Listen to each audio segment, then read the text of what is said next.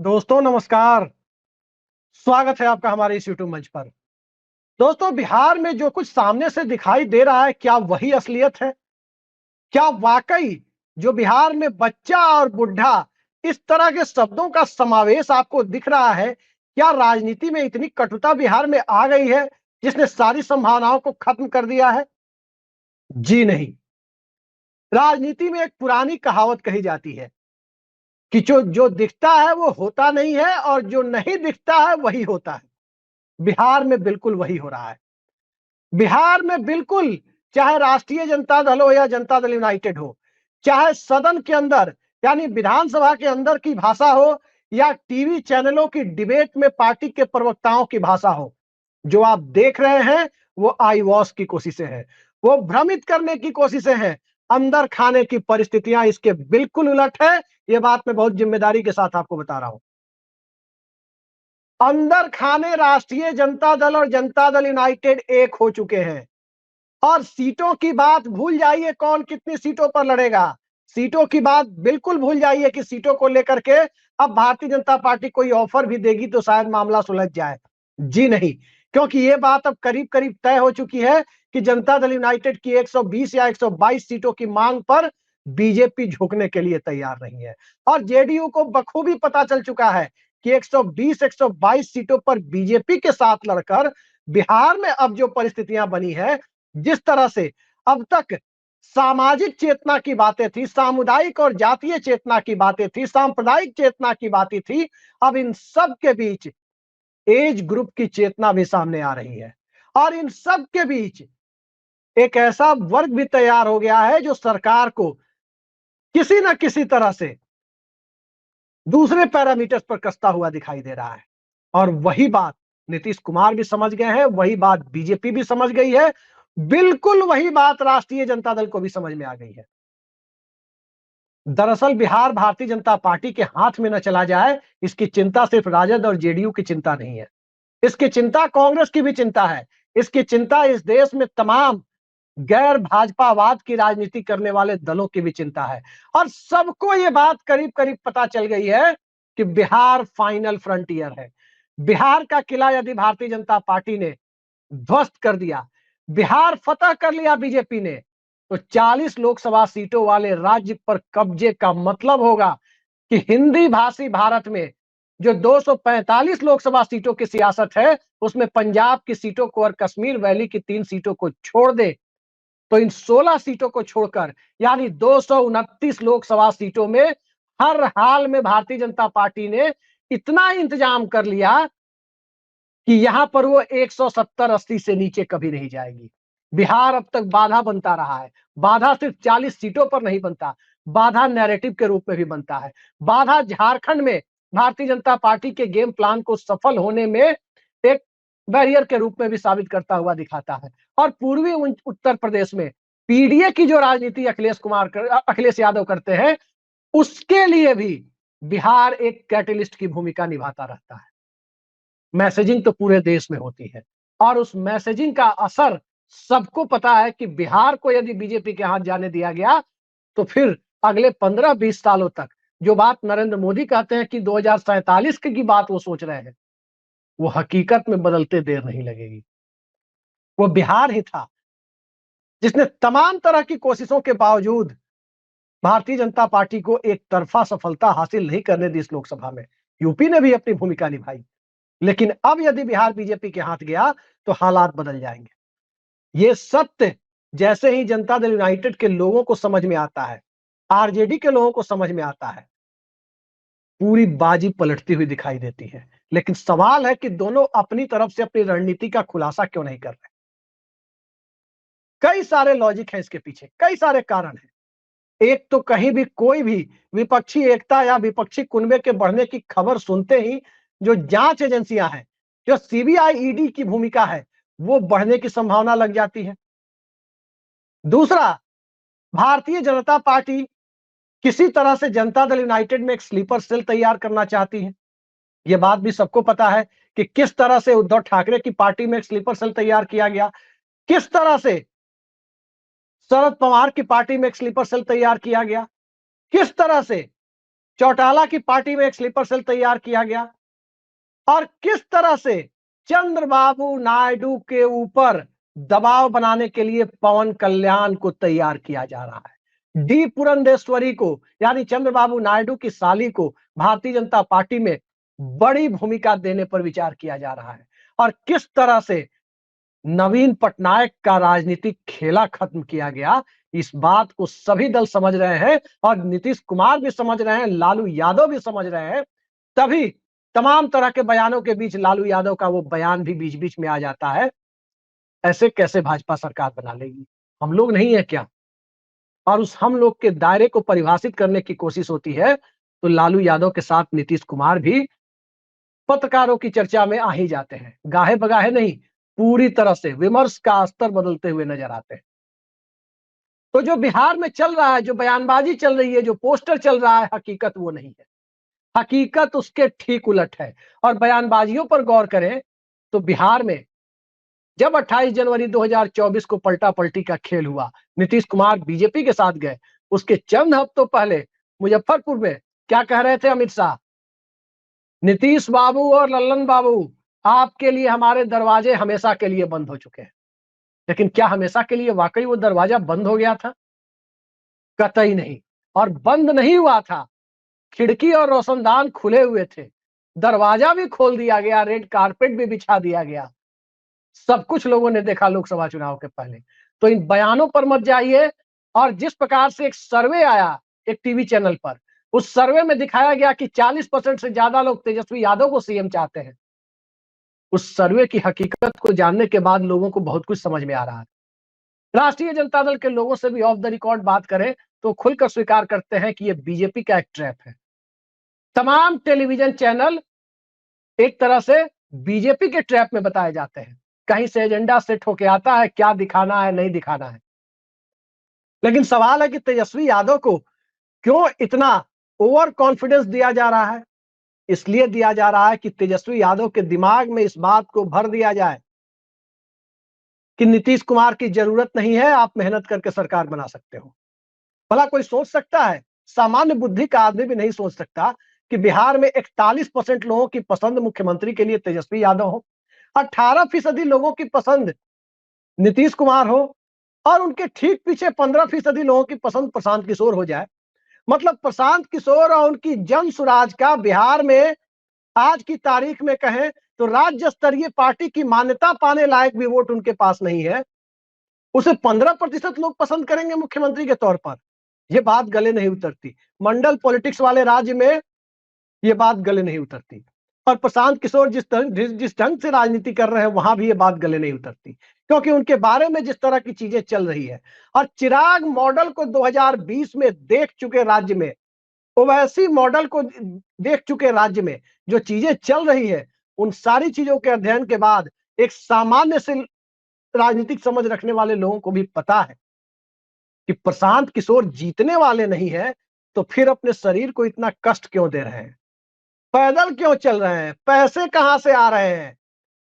इन तक ईडी क्यों नहीं पहुंच रही है? ये सारी बातें लोगों के कानों तक पहुंच रही है।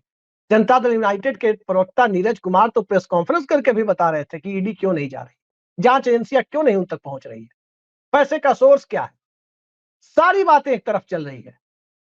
तो बिहार में जेडीयू और आरजेडी दोनों को यह पता है कि एक बार बीजेपी घुसेगी तो नीतीश कुमार तो 20 साल का मुख्यमंत्री पद और 16 साल का सांसद और केंद्रीय मंत्री का भी उसमें कुछ दिनों का पद, उसके साथ उनकी तो एक सफल राजनीतिक पारी का अंत होगा। लेकिन तेजस्वी यादव की राजनीतिक पारी जो सत्ता के शीर्ष पर पहुंचने की पारी है, राज्य में मुख्यमंत्री या केंद्र में कैबिनेट मंत्री, वो पारी जो अब तक शुरू नहीं हुई, क्या शुरू होने के पहले ही खत्म कर दी जाएगी?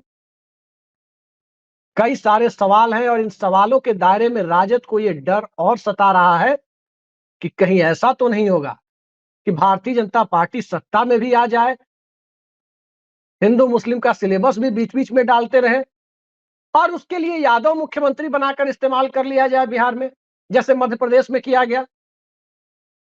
फिर उसके बाद राष्ट्रीय जनता दल के कोर वोट बैंक का, उनके जनाधार का क्या होगा? ये चिंता आरजेडी के अंदर है। लेकिन सवाल यह है कि यह फॉर्मूला अभी एग्जीक्यूट क्यों नहीं किया जा रहा? दरअसल नीतीश कुमार एक साथ दोनों दरवाजे खुले रखते हैं। भारतीय जनता पार्टी को कहीं ना कहीं ये मुगालता है कि नीतीश कुमार कहीं नहीं जाएंगे, और नीतीश कुमार भारतीय जनता पार्टी को यह एहसास भी करवाते रहते हैं, कभी किसी मंत्री के बयान से, कभी किसी नेता के बयान से, कि वो वाकई कहीं नहीं जाएंगे बशर्ते उनकी 122 सीटों की डिमांड को बीजेपी मान ले। वहीं दूसरी तरफ राष्ट्रीय जनता दल को भी उन्होंने संदेश दे रखा है कि तैयार रहो, तैयार रहो, क्योंकि उन्हें पता है कि वहां 100 से ज्यादा सीटें अगर नीतीश कुमार चले गए तो 100 सीटों पर आरजेडी, 100 सीटों पर जेडीयू और 43 सीटें कांग्रेस लेफ्ट में बांटे जाने की संभावना। 100 नहीं तो दोनों पार्टियों को 95-95 बराबरी का समझौता करना होगा। और ये बात उन्हें बखूबी पता है कि वहां अगर 95 या 100 भी लड़ते हैं तब भी 80-85 सीटों की जीत की गुंजाइश है। स्ट्राइक रेट वहां ज्यादा है, क्योंकि वहां जो वोटर है वो पिछड़ावाद की एकता के नाम पर आएगा। वहां जो वोटर है वो आरक्षण और मंडल पॉलिटिक्स की एकता के नाम पर आएगा। वहां जो वोटर है वो वंचित समूहों की एकता के साथ साथ जो दूसरे समूहों को टिकट स्ट्रेटेजिक तरीके से दिया जाएगा उस सामाजिक समीकरण के बूते आएगा। वहां 85-15 की राजनीति भी होगी तो 15 में भी हिस्सेदारी ढूंढने के लिए कुछ सीटों पर कैंडिडेट दिए जाएंगे। ये बात बखूबी उन्हें पता है कि उस राजनीति में भारतीय जनता पार्टी बुरी तरह मात खा जाती है। 2015 में भी खा गई थी। और तेजस्वी यादव और आरजेडी को भी ये चीजें पता है कि 75 सीटें जो पिछली बार मिली थी उन 75 सीटों में चिराग मॉडल, उपेंद्र कुशवाहा का मॉडल, इन सब का एक बड़ा योगदान था, क्योंकि ये सब कहीं ना कहीं नीतीश कुमार के वोटों में ही कटौती कर रहे थे, जिससे जनता दल यूनाइटेड की सीटों की संख्या 50 से भी नीचे पहुंच गई। टारगेटेड तरीके से उनकी सीटों पर चुनाव लड़ रही थी चिराग पासवान की पार्टी, तो उनकी सीटों की संख्या 50 के नीचे पहुंच गई। वहीं राष्ट्रीय जनता दल की सीटों की संख्या 75 पहुंच गई थी। ये बात सबको पता है। नीतीश कुमार दरअसल जो खेल खेल रहे हैं उसमें दो और उनके सामने चुनौतियां हैं। पहला ये कि अपनी पार्टी के भीतर उन सारे तत्वों को निस्तेज किया जा सके, उनके असर को कम किया जा सके, इनफेक्टिव किया जा सके, जो कहीं ना कहीं कथित तौर पर भारतीय जनता पार्टी से सहानुभूति रखते हैं। दूसरी बात, पार्टी के संसदीय दल पर अपने ग्रिप को मजबूत किया जाए, क्योंकि पार्टी के विधायक दल पर उनका ग्रिप मजबूत है। जिनके बारे में ज्यादातर चर्चा चलती है उसमें 1, 2, 3 ऐसे विधायक हैं, मैक्सिमम 5 हो सकते हैं, लेकिन उससे बीजेपी को कुछ मिलना नहीं है। भारतीय जनता पार्टी को यह लगता है कि नीतीश कुमार के साथ यदि उनका संसदीय दल भी चला गया तो दिल्ली में चंद्रबाबू नायडू की बार्गेनिंग पावर बढ़ जाएगी, और वो बार्गेनिंग पावर बढ़ने के बाद भी सरकार को टिकाए रखेंगे इसकी गारंटी खत्म हो जाएगी। उनका भी राहुल गांधी के साथ बड़ा अच्छा संबंध है।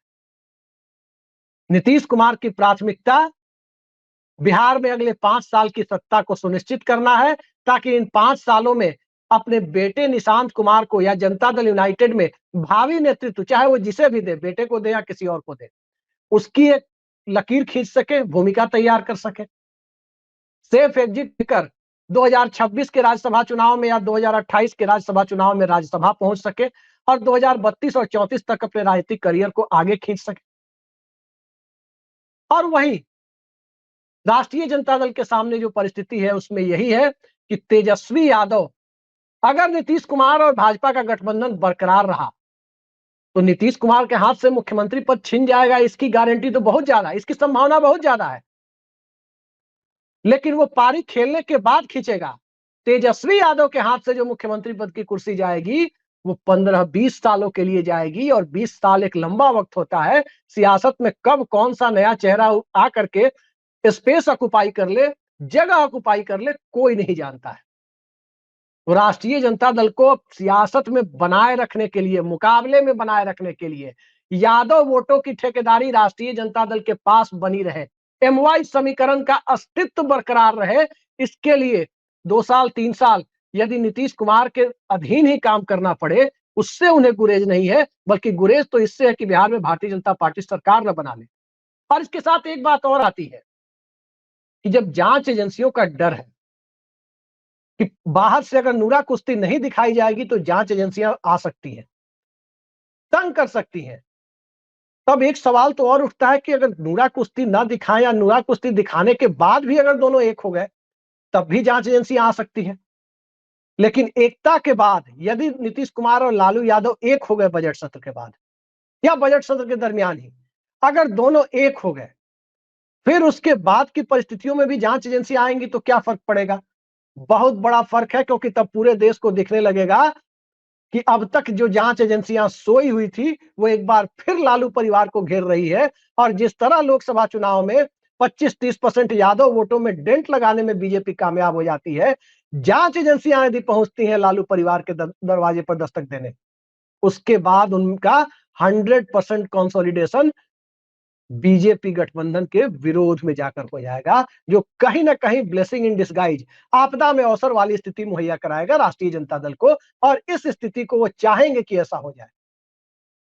तो एक साथ जो पूरा ट्रैप चल रहा है, डाल डाल और पात पात का खेल चल रहा है, इस खेल में बाहर की नूरा कुश्ती पर मत जाइए कि बाहर नीतीश कुमार ने यह कह दिया कि तुम्हारे पिताजी को मैंने मुख्यमंत्री बनाया, तेजस्वी यादव ने वो कह दिया कि अब खटारा सरकार नहीं चाहिए। वो सारी बातें अलग है, वो सारी बातें एक तरफ है और बिहार की राजनीति एक तरफ है। बिहार की राजनीति वास्तविकता पर चलती है, और कैसे चलती है इसकी एक छोटी सी वानगी आपको मैं देता हूं कि 119 विधायकों वाला जनता दल यूनाइटेड, जिसके पास 119 एमएलए थे, 115 तो जीत कर आए थे 2010 में, वो लालू यादव के साथ गठबंधन में आने पर 100 सीटों पर, यानी जीती हुई सीटों से भी 15 पर चुनाव लड़ने के लिए तैयार हो जाती है। और 22 सीटें जीतने वाली राष्ट्रीय जनता दल भी 100 सीटों पर लड़ने के लिए, दोनों 101 सीटों पर चुनाव लड़ते हैं। ये होती है प्रैग्मेटिक पॉलिटिक्स, व्यावहारिकता की राजनीति, जमीनी हकीकत की राजनीति। यही राजनीति 2019 में जब नीतीश कुमार और भाजपा साथ हो गए थे तो नरेंद्र मोदी और अमित शाह ने की थी कि 22 लोकसभा सीट 2014 में जीतने वाली भारतीय जनता पार्टी, जो बिना नीतीश कुमार के 22 सीटें जीती थी त्रिकोणीय मुकाबले में, तब लालू नीतीश अलग थे।